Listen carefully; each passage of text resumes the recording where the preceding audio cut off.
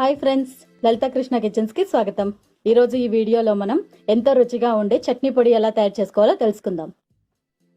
చట్నీ పొడికి కావాల్సిన పదార్థాలు చూద్దామా. 2 కప్పుల శనగపప్పు, 1 కప్పు మినపప్పు, 1 కప్పు పల్లీలు, కొద్దిగా చింతపండు, అర కప్పు కొబ్బరి పొడి, 3 టేబుల్ స్పూన్ల ధనియా పౌడర్, కొద్దిగా కరివేపాకు, రుచికి సరిపడా సాల్ట్, రుచికి సరిపడా కారం, 3 టేబుల్ స్పూన్ల షుగర్. నేను ఇక్కడ ధనియా పౌడర్ తీసుకున్నాను. మీ దగ్గర ధనియాలు అవైలబుల్గా ఉంటే అవి తీసుకోవచ్చు. కావలసిన పదార్థాలు చూసారు కదండి. ఇప్పుడు చట్నీ పొడి తయారు చేద్దాం రండి.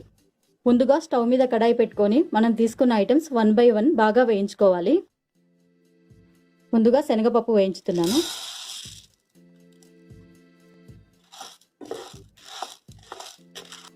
శనగపప్పు వేగిపోయిందండి. ఇప్పుడు దీన్ని ఒక ప్లేట్లోకి తీసుకుందాం.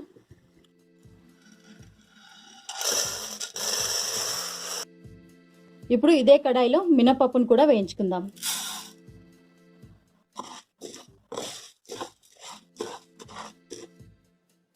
మినపప్పు కూడా వేగిపోయిందండి. దీన్ని కూడా ప్లేట్కి తీసుకుందాము. ఇప్పుడు ఇదే కడాయిలో పల్లీలను కూడా వేయించుకుందాం. పల్లీలు వేగిపోయాయండి. వీటిని కూడా ప్లేట్కి తీసుకుందాం. తర్వాత మనం కొబ్బరిని కూడా వేయించుకుందాము. కొద్దిగా పచ్చివాసన పోయేలా వేగితే సరిపోతుంది.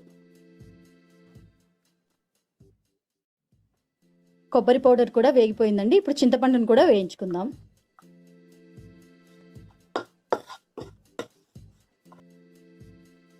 చింతపండు వేయించడం వల్ల మనకి చట్నీ పొడి ముద్దగా రాకుండా పొడి పొడిగా బాగుంటుంది. చింతపండు కూడా వేగిపోయింది. దీన్ని ఒక 3 నిమిషాల పాటు వేయిస్తే సరిపోతుంది. ఎక్కువ అవసరం లేదు. అన్నింటినీ వేయించి పెట్టుకున్నాం కదా. ఇప్పుడు వీటిని కొద్దిసేపు చల్లారనిద్దాం. అన్నీ మనకు చల్లారిపోయాయండి. వీటన్నింటినీ నేను ఒక మిక్సీ జార్లోకి తీసుకుంటున్నాను. ఇప్పుడు మనం ఇందులోనే రుచికి సరిపడా సాల్ట్, మన రుచికి సరిపడా కారం వేస్తున్నాను. తీసుకున్న ధనియాల పౌడర్ని కూడా ఇందులో వేస్తున్నాను.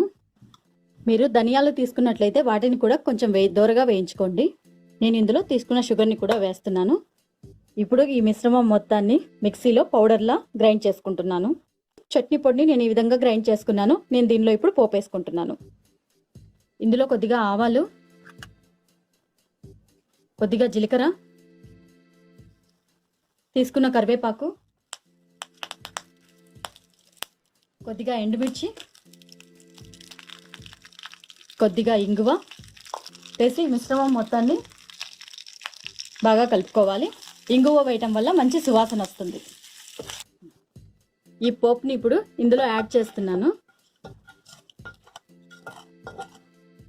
దీన్ని బాగా కలిపేసుకోవాలి. అంతే అండి, చట్నీ పొడి రెడీ అయిపోయినట్లే.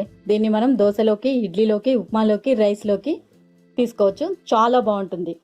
ఈ పొడిని నిల్వ ఉంచేదానికి ఒక మంచి ఎయిర్ టైట్ కంటైనర్లో భద్రపరచుకోండి. 15 డేస్ వరకు ఇది ఫ్రెష్గా ఉంటుంది. ఇలాంటి రుచికరమైన వంటల కోసం మా ఛానల్ని సబ్స్క్రైబ్ చేయండి. అలాగే బెల్ ఐకాన్ను ప్రెస్ చేయండి.